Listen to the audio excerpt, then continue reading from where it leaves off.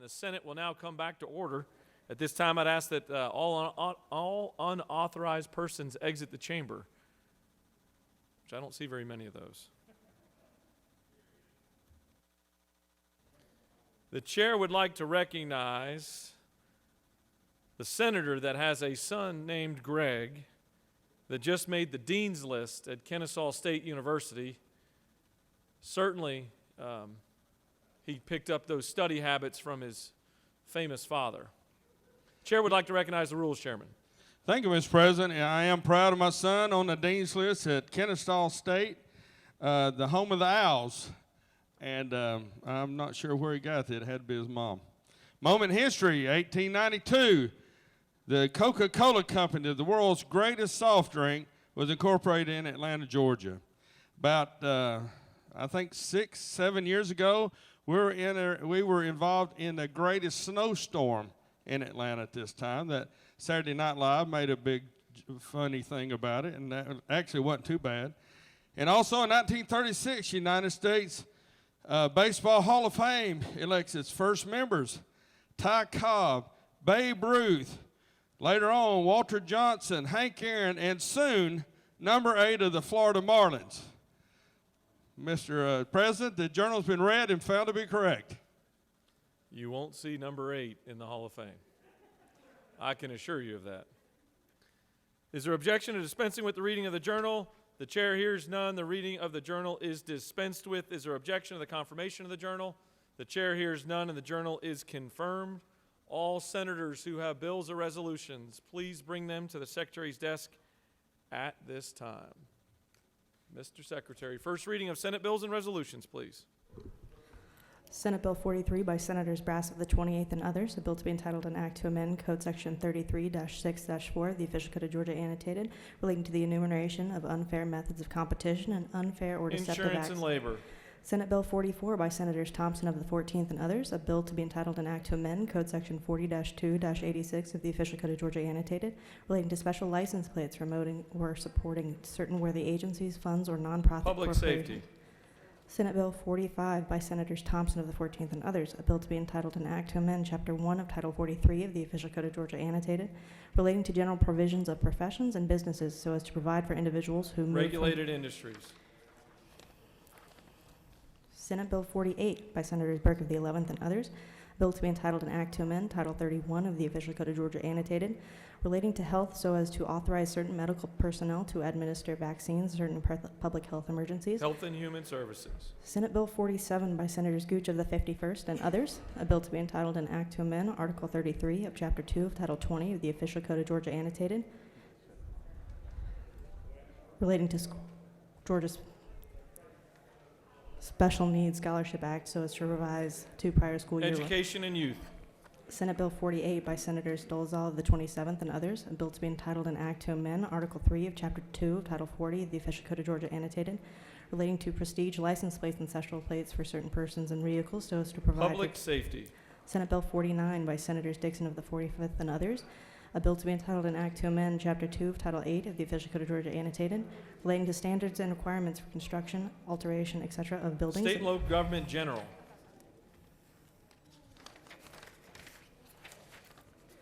Senate Resolution 36 by Senators Beach of the 21st and others, a resolution proposing an amendment to the Constitution so as to provide that members of the Board of Regents of the University System of Georgia, chosen from each congressional district of the state, shall be elected by members of the General Assembly. Higher education. Senate Resolution 37 by Senators Dolezal of the 27th and others, a resolution proposing an amendment to the Constitution so as to provide that members of the Senate shall serve 4-year terms of office, provide that members of the House of Representatives shall be limited to serving 6 consecutive terms of office. That completes the order, Mr. President. First reading and reference of House bills and resolutions, please. And we are informed that we have none. Mr. Secretary, will you please read reports of the standing committees? Mr. President, the Senate Committee on Veterans, Military, and Homeland Security has under consideration the following legislation and has instructed me to report the same back to the Senate with the following recommendation. Senate Bill 11, do pass by substitute, respectfully submitted to Senator Kirkpatrick of the 32nd District Chair. Mr. Secretary, will you read bills and resolutions for the second time? Senate Bill 6 by Senator Albers of the 56th and others, Tax Credit Return on Investment Act of 2021 enact. Senate Bill 9 by Senator Anderson of the 24th and others, courts, the Columbia Judicial Circuit, and to be composed of Columbia County, create new judicial circuit for the state of Georgia. Senate Resolution 30 by Senator Cowsert of the 46th and others, the State Election Board, Matthew Mashburn, appoint. Please, your. All right, it's now time for our morning roll call. It is now time for our morning roll call. Are there any motions to excuse? The chair recognizes the senator from the 44th. Thank you, Mr. President. I ask for unanimous consent to excuse the senator from the 43rd and the senator from the 26th. Chair recognizes the majority leader for a motion. Thank you, Mr. President. I ask unanimous consent to dispense with the morning roll call. The majority leader has asked for unanimous consent to dispense with the morning roll call. Is there objection? The chair hears none, and the morning roll call is dispensed with.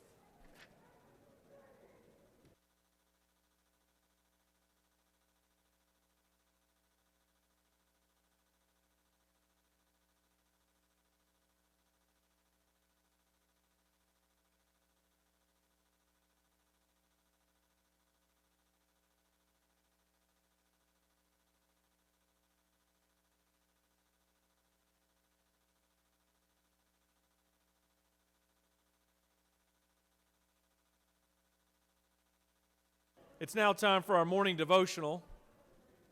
I'd ask that all senators please take your seats and cease all audible conversations. I'm going to bang. It's now time for a morning devotional. All senators, please take your seats and cease all audible conversations. Doorkeepers, please secure the chamber at this time. I'd like to recognize the senator from the 36th to lead us in our Pledge of Allegiance and to introduce to us our chaplain of the day. Please rise and join me in the Pledge of Allegiance. I pledge allegiance to the United States of America and to the republic for which it stands, one nation, under God, indivisible, with liberty and justice for all.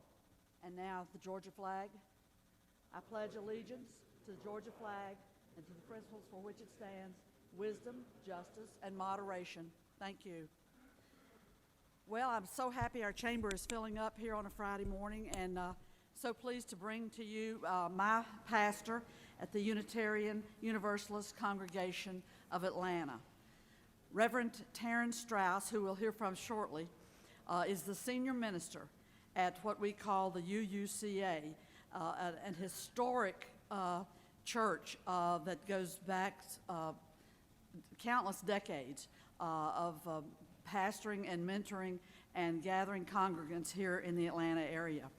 She lives in Atlanta, and Reverend Strauss, with her husband James Richards III, he's a PR consultant and a musician, and he joins her gleefully and faithfully in the project of raising their 5-year-old twin boys. We hear about those boys on a regular basis from the sermons of our pastor. Reverend Strauss was raised in Chicago, and she migrated down to North Carolina, where she was educated at the Guilford School, Quaker Liberal Arts School, Guilford College, you're familiar with it, in Greensboro, and worked then in the western area of North Carolina, a wide sector, with AIDS, the AIDS Project for Western North Carolina. She came to us after her education at the Union Theological Seminary in New York. You may take note that our recently elected U.S. Senator Pastor Raphael Warnock also received his advanced degrees at that very, very significant theological seminary in New York. Reverend Strauss has spent her time studying collective movements for racial, economic, and gender justice, and she brought that perspective to us. And she also adds that she spent a good deal of time studying why people don't act right in church, something we've all wondered about, right? She has been with our congregation in Atlanta since 2017 at a pivotal moment when our church is moving to a new location.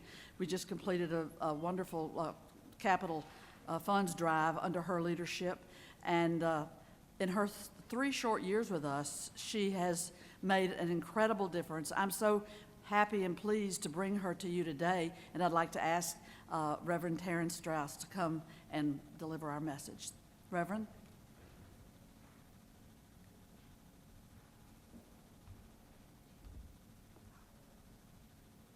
Thank you so much. That's great.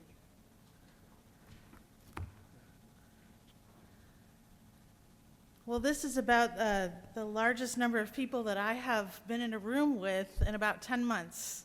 So it's a little surreal. Good morning. I'm so glad to be with you on this beautiful, chilly morning. I want to thank the Honorable Lieutenant Governor Duncan and Honorable Senator Nan Orrock for inviting me to share a word and a prayer with you this morning. We have a children's book we like to give new families who come into our doors called Unitarian Universalism is a very long name, and it is. I do hope you will check out our faith and our church sometime. We are proud to be an active part of the interfaith landscape of Georgia, and it really is an honor to be invited to speak with you and hopefully say something that will inspire your sacred service today. Being somewhat new to Georgia, I have to admit, I only recently learned of our state motto, which you already know. We said the words this morning: wisdom, justice, and moderation. Let us begin with wisdom. When the writer Toni Morrison won the Nobel Prize for Literature, she accepted the award by telling this story. Once upon a time, there was an old woman, or was it an old man? A guru, perhaps. I have heard this story, or one exactly like it, in the lore of several cultures. Once upon a time, there was an old woman, blind, wise. In the version I know, the woman is the daughter of slaves, Black, American, and lives alone in a small house outside of town. Her reputation for wisdom is without peer and without question. The honor she is paid and the awe in which she is held reach beyond her neighborhood to places far away. One day, the woman is visited by some young men who seem to be bent on disproving her clairvoyant wisdom and showing her up for the fraud they believe she is. Their plan is simple. They enter her house and ask the one question, the answer to which rides solely on her difference from them, a difference they regard as a profound disability, her blindness. They stand before her, and one of them says, "Old woman, I hold in my hand a bird. Tell me whether it is living or dead." She does not answer, and the question is repeated, "Is the bird I am holding living or dead?" Still, she doesn't answer.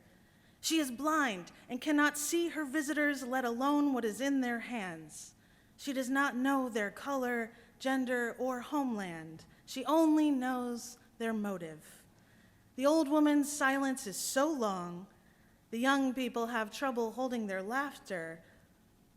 Finally, she speaks, and her voice is soft but stern. "I don't know," she says. "I don't know whether the bird you are holding is dead or alive. But what I do know is that it is in your hands. It is in your hands." Her answer can be taken to mean, if it is dead, you have either found it that way or you have killed it. If it is alive, you can still kill it. Whether it is to stay alive, it is your decision. Whatever the case, it is your responsibility. Friends, our state, and in fact, our precious democracy is a bird in your hands. Will you let it live? Let us consider that second word, justice. Throughout the Old and New Testament, our call to do justice is clear. Give justice to the weak and the fatherless, the psalmist tells us. Maintain the right of the afflicted and the destitute, from Psalm 82. Learn to do good, seek justice, correct oppression, says the prophet Isaiah, and on and on. What a time we are all living in together. We find ourselves together here at a crossroads of crises. 10 months of a global pandemic, still reeling from a recent insurrection at our nation's capital. Our global climate changing with fearsome speed, and a national reckoning with the deep racial inequities still embedded within our society. A moment such as this calls for active hope, not passive assumptions of human progress, no, but a sense of urgency and action we shape with our own two hands in rooms like this one. What Unitarian minister Reverend Theodore Parker called the arc of the moral universe. He said, I do not pretend to understand the moral universe. The arc is a long one, but from what I can see, it bends towards justice, but not without our hands. The good news is you are the right people here at the right time. We all are called to this moment. Our democracy and our community health is but a fragile bird, and it is you who hold its tender fate in your hands, in your wisdom. Will you let it live? We close with that final word, moderation. Like the young folk in our story, some may wonder if you have what it takes to protect the bird in the hand. Some may worry you do not have the gift of sight to see clearly all the troubles that plague us and all the knots we must untie to free the bird. But we call upon an active hope, knowing that God moves through all things, that we are all co-creators of a better world, creating not only heaven beyond, but slices of heaven right here on earth. That vision of the beloved community where everyone has enough and all are welcomed at the table of justice, whomever they love. Where we follow God's call to care for the most needy, the most fragile, those who are highest risk. As my colleague, Reverend William Barber, often says, the solutions to the crisis we face are not about right and left. This is about right and wrong. The true function of freedom is to free somebody else. So, how can you use your freedom and power here to free somebody else? This is what God is calling each of us to do, not only to care for the bird in our hand, but to let it fly. Please join me in the spirit of prayer. Holy mystery, God of many names, we ask for connection to those who are in deepest need right now. Lead us on your path toward greater empathy, not only for our friends and those we know, but those we don't yet know who may be struggling mightily in our communities. Oh, holy God, surround us with the mirror of truth, people who will humble us, who will call us out when we stray from wisdom, and your grace in those moments. Keep our hearts open and flexible. May we do your work, O God, in lifting up those who have fallen, lending a helping hand, thinking always of those who are hungry, homeless, sick on this day, suffering, lonely, and in need. In troubling times, O mystery, lead us on the path of deeper empathy towards healing for us all. We thank you, God, for the gift of this day and the chance to lead. May your holy word be written on the tablet of our hearts. May we go forth and do your sacred work, all the while seeking wisdom, bringing justice in the spirit of collaborative and loving moderation. Amen.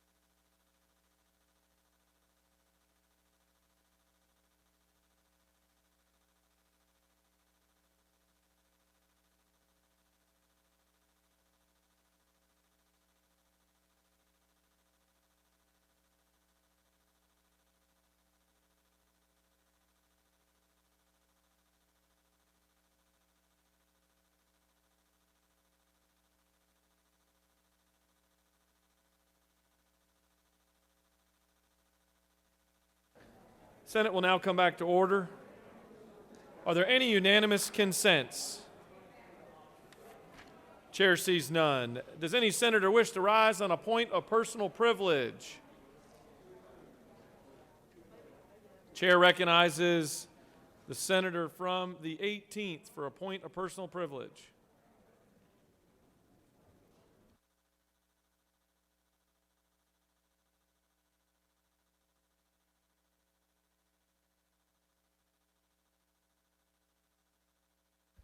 Good morning, colleagues. As you know, we do not have the doctors of the day actually coming in the chamber with us, but they are nonetheless here.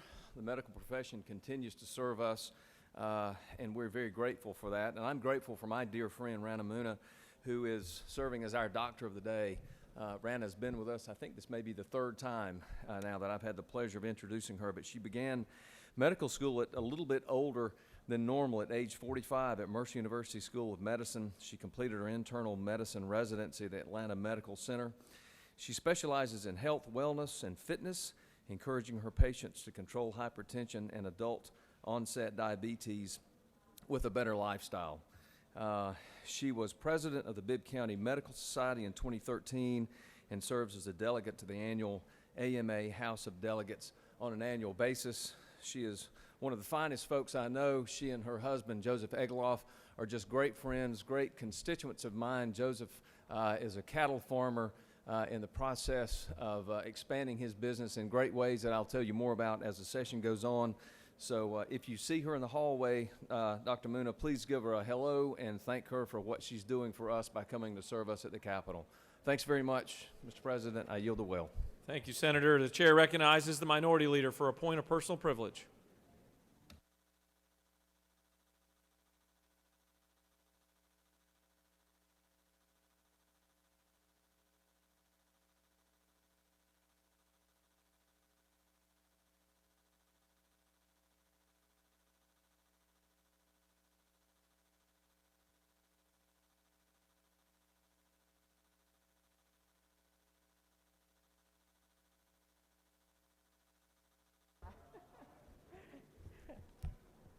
Thank you, Mr. President, members of the Senate,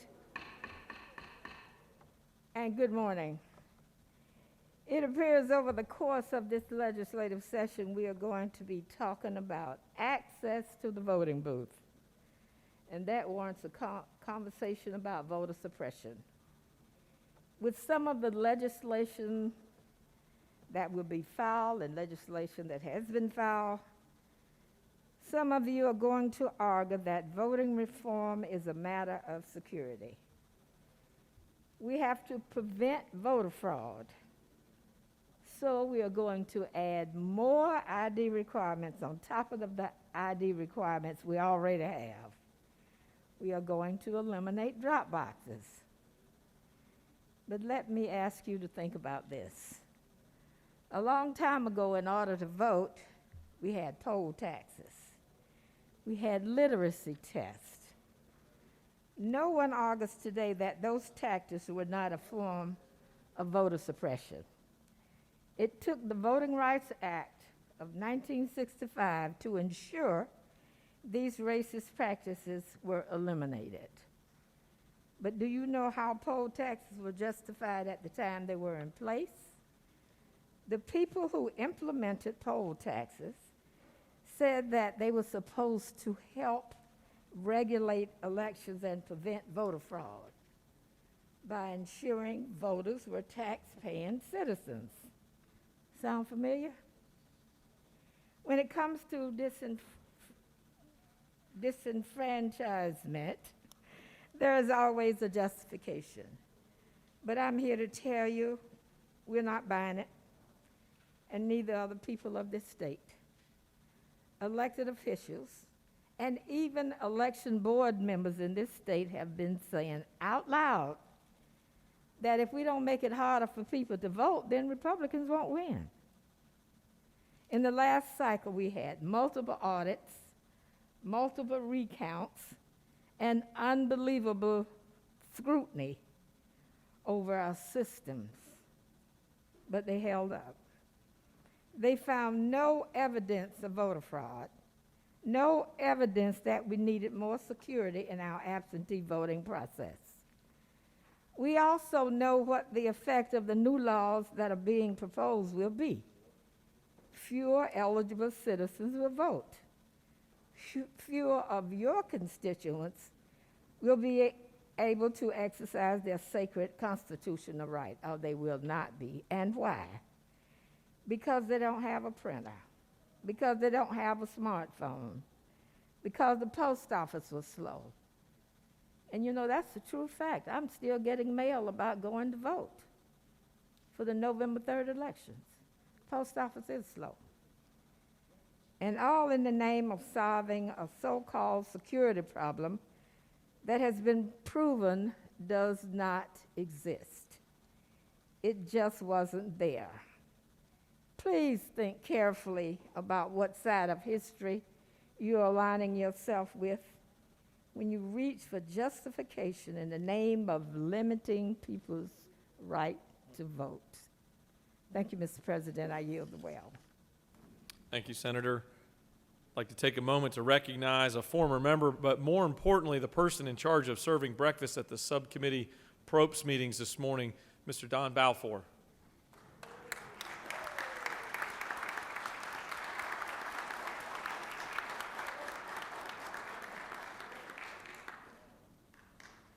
Chair recognizes the senator from the 53rd for a point of personal privilege.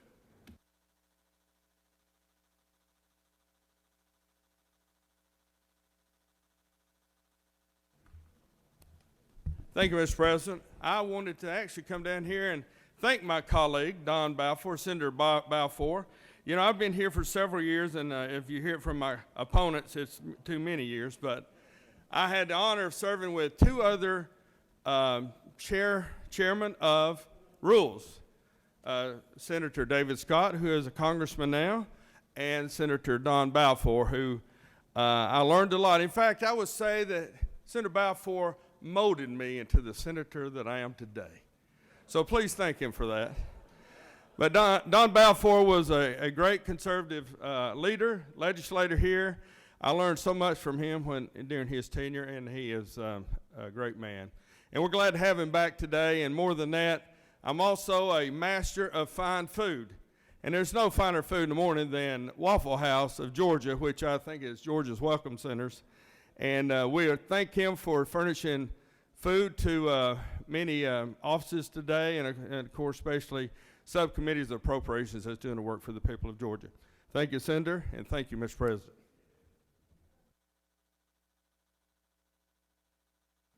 Chair recognizes the senator from the 50th for a point of personal privilege.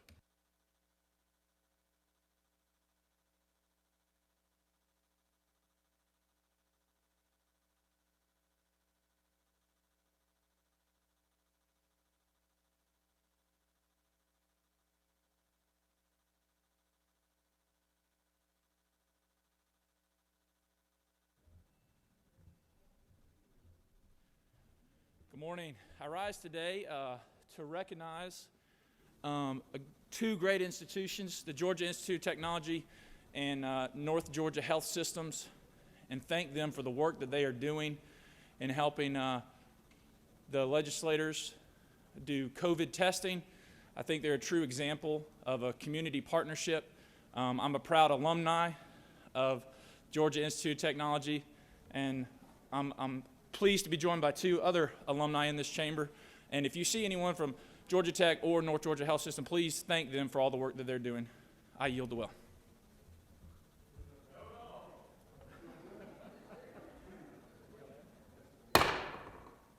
Keep down the disruption in the chambers, please. Chair recognizes the senator from the 42nd. Moving on.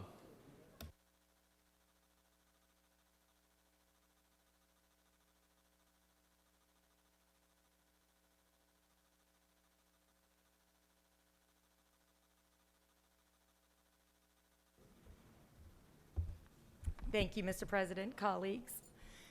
This week I introduced Senate Bill 38, a bill which would create a permanent absentee voter list that every Georgia voter could sign up for. Under our current law, voters who have disabilities, live overseas, or are over 65 years old can fill out a single application to receive all primary, general, and runoff election ballots by mail during a given election cycle. Voters who don't fit into these select categories must continuously apply for an absentee ballot for each election, which is confusing and time-consuming for voters and doubles or even triples the workload and financial cost to county election offices. My bill would reduce the burden that our current system places upon voters and election workers alike by allowing voters to sign up once and automatically receive an absentee ballot for each election. During the 2020 election cycle, access to mail-in voting was particularly urgent. In the early, scary days of the pandemic, we didn't want to ask voters to choose between their health and their right to vote. Many experienced but elderly poll workers were unable to staff polls due to health concerns. Polling location closures and the need to physically distance and clean voting equipment added new delays, all while we were first rolling out a complex new voting machine system for the first time in many years. Having more Georgians vote by mail during this unprecedented time provided a lifeline for our election system to run. The logistical issues we faced during the primary, including lines of more than 5 hours, would have been far worse without the option to vote by mail. Over 1.2 million Georgians voted early for the June election, and a majority of those votes were cast absentee by mail.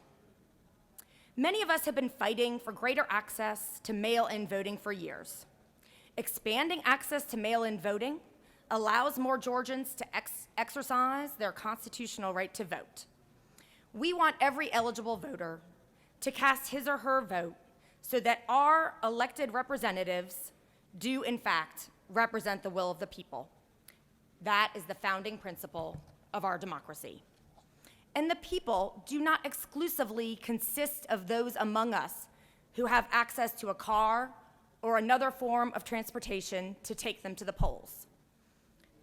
Those of us in this chamber take this privilege for granted, but there are many Georgians that don't have that luxury. The people shouldn't exclude Georgians who can't take time off work, don't have a car, parents with young children whose childcare responsibilities make it more difficult for them to go to the polls. And the people also should not and cannot mean only those who have access to scanners and printers. The creation of a permanent absentee voter list would dramatically reduce the administrative burden we place on election offices, and it also allows them to plan ahead and direct resources appropriately. Each time a voter submits an absentee ballot application, an election worker must process and validate that application before sending a ballot in return. With 7.3 million registered voters in Georgia, 10% requesting absentee ballots for an election, that is 2.2 million applications. Think of all the time and money that we would save by expanding the permanent absentee list. Senate Bill 38 would open voting to more citizens and cost the state less time and money. The right to vote is sacred, and let us never forget that access to the vote is a right, not a privilege for politicians to decide whether to grant or withhold. Thank you, Mr. President. I yield the well.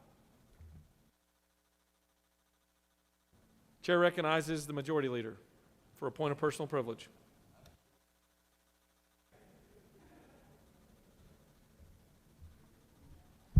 Thank you, Mr. President. You know, I've kept quiet over the last little bit when people come up and you say whatever you want in points of personal privilege. What I would caution is let's not do ready, fire, aim on potential legislation that's coming through.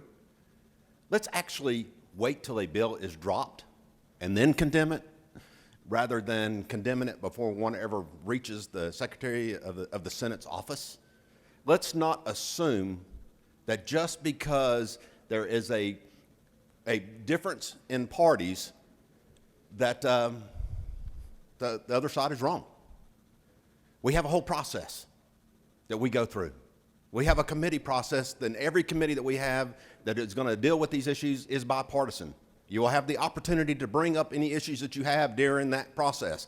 And you know, after it goes out of the process, and if it gets off the floor here by the requisite vote, it's still got to go through another chamber and start the process all over again. Let us be the mature body that actually reads the stuff that's coming before us, make the changes that are the most effective for the citizens of Georgia, and then move forward. Other than that, say whatever you want on points of personal privilege. I yield the well. You have a consent calendar of privilege resolutions before you. Does any senator wish to remove a resolution from the consent calendar? Is there objection to adoption of the resolutions on the consent calendar? The chair hears none, and the resolutions on the consent calendar are adopted. For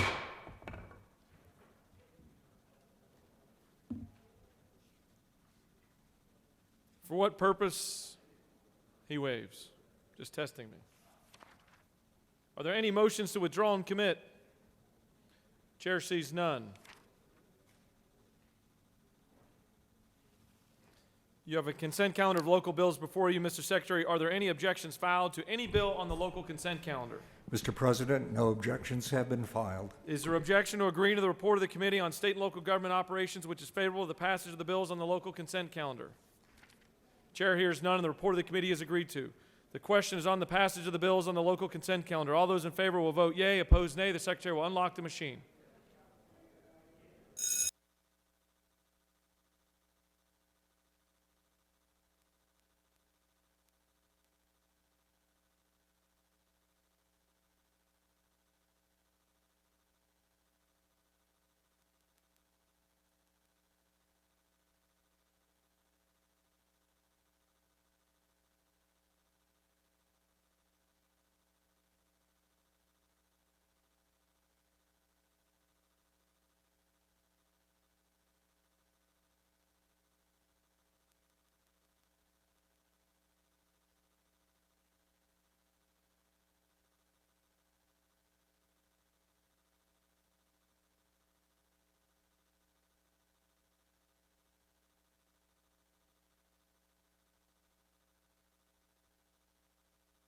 Have all senators voted?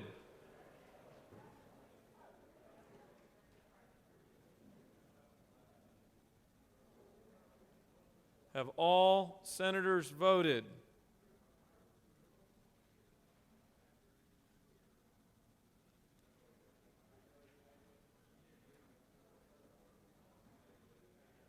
Mr. Secretary, will you please close the machine? On the passage of the bill, the yeas are 46, the nays are 0. The bills on the local consent calendar, having received the requisite constitutional majority, are therefore passed. For what purpose does the senator from the 54th rise? Mr. President, I move that the Senate immediately transmit House Bill 61 to the House. Senator from the 54th has asked that the Senate immediately transmit House Bill 61 to the House.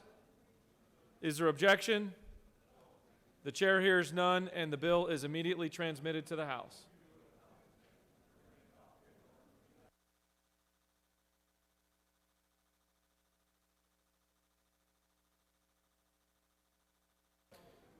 Chair recognizes the majority leader for a motion. Thank you, Mr. President. I move that the Senate stand adjourned until 10 o'clock on Monday, February 1st, 2021. Mr. Secretary, please read the announcements. Senate Committee on Rules will meet upon adjournment in 450 at the Capitol.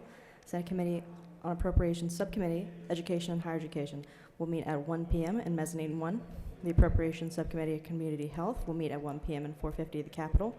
The Appropriations Subcommittee on Public Safety will meet at 2 p.m. in Mezzanine 1. And the Appropriations Subcommittee on Transportation will meet at 2 p.m. in 450 of the Capitol. That completes the order, Mr. President. Chair recognizes the Majority Whip for an announcement.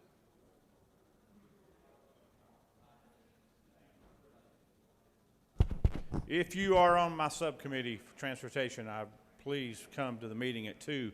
Otherwise, we may cut all the road projects out of your district next year. Thank you. Chair recognizes the senator from the 48th for an announcement.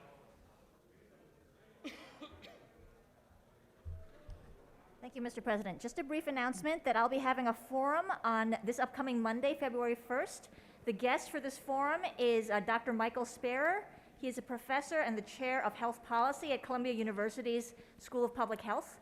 He is very excited to come and speak with legislators and community members about the history of Medicare, Medicaid, the ACA, and just explain sort of how it's come about, how it's evolved. It is a nonpartisan event, and he is coming so that he can help us have a very informed, educated, high-quality discussions as we move into the meat of this legislative session, as we just come to discuss health policy.